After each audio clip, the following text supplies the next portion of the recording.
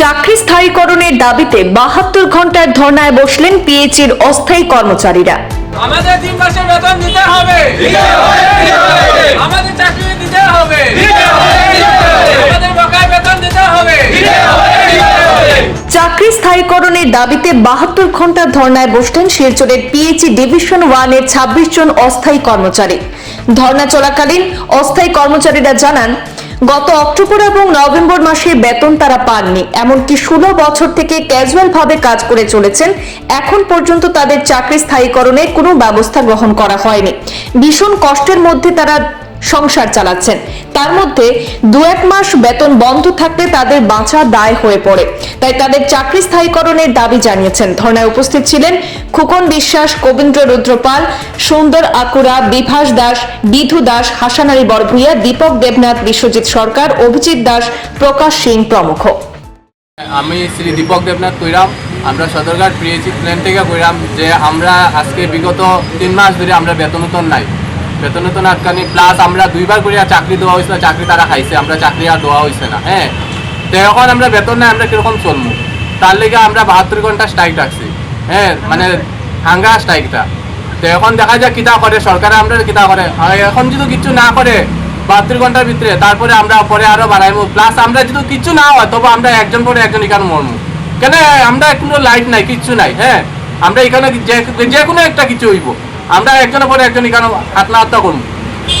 দেখি আমরা আসাম সরকার কিতা করতে পারে, প্লাস আমরা সাতারা কিতা করতে পারে।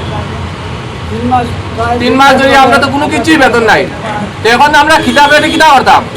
হ্যাঁ, অতদিন ধরে আমরা সাপ্লাই দিলাম, অতদিন ধরে প্ল্যান চালাইলাম, কেউ তো আমরা বিষয়ে কেউ কিছু মাতেন না।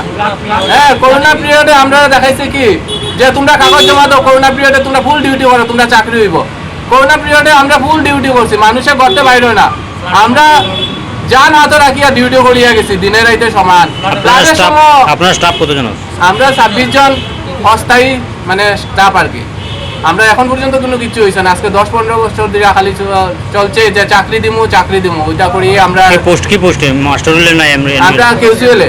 আচ্ছা, তো কোনো কিছু হই না এখন পর্যন্ত। এখন আমরা লাস্ট এই সিদ্ধান্ত নিলাম, আমরা যদি চাকরি না হয় তা আমরা এখানে আন্দোলন চালিয়ে যে আমরা চাকরি দিব বলিয়া আমরা কইছেন, তারা বক্তব্য কইছেন যে চাকরি দিব বলিয়া আশা দিছেন, কিন্তু আমরা চাকরি দিতেছেন না, তারা বাতাবাজি করতেছেন। আমরা কইতেছেন যে আমরা ২৬ জন মিলিয়ে একটা গ্রুপ বানাইতাম, গ্রুপে টাকা দিব। আমরা কি বন্ধন লইছি বা ইনাক লইছি যে আমরা এই বাবদে আমরা কাজ করিয়া বলি আমরা গ্রুপ বানাইতাম বলিয়া ব্যাংকের অ্যাকাউন্ট। তাই আমরা গ্রুপ অ্যাকাউন্ট আমরা করতে রাজি না। আমরা চাই সব জনজাতির ব্যাংকের অ্যাকাউন্ট আছে, সেই অ্যাকাউন্টে আমরা যেন সারে টাকা দিয়া দেয়, ওইটাই আমরা দাবি, আর কোনো কিছু দাবি নেই।